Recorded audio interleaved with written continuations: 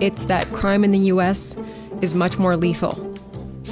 Altogether, the number of gun deaths in the U.S. from 2000 to 2013 exceeds the number of Americans killed by AIDS, by illegal drug overdoses, the Iraq and Afghanistan wars, and terrorism combined. It should be clear by now that this level of gun violence is a uniquely American problem among the developed world. And here's one reason why. There are a ton of guns in the U.S.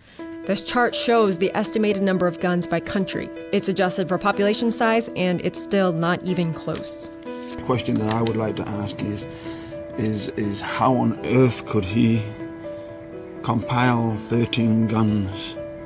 How can that happen?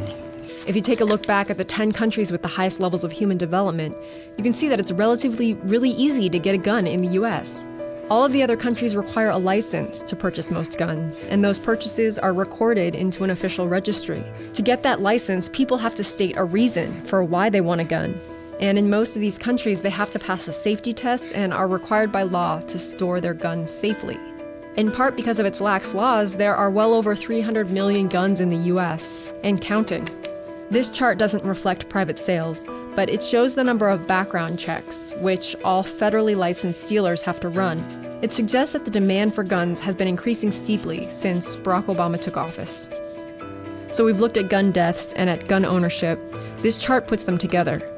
It shows that among highly developed countries, the more guns in a country, the more gun deaths. You can see that countries like Switzerland, which have relatively more guns than a country like the Netherlands, also have a higher gun death rate. And here's the US. Likewise, US states with more guns have more gun homicides. There are outliers like Idaho, which has higher rates of gun ownership but low rates of gun murders. But overall, there's a correlation between gun ownership and homicide rates. And that relationship has held up in studies that control for things like poverty, unemployment, and crime. The correlation between gun ownership and gun deaths is even stronger for suicides. It makes sense. Depression with a gun is more dangerous than depression without one. Likewise, fights, domestic disputes, road rage, drunkenness, all much more dangerous with a gun than without.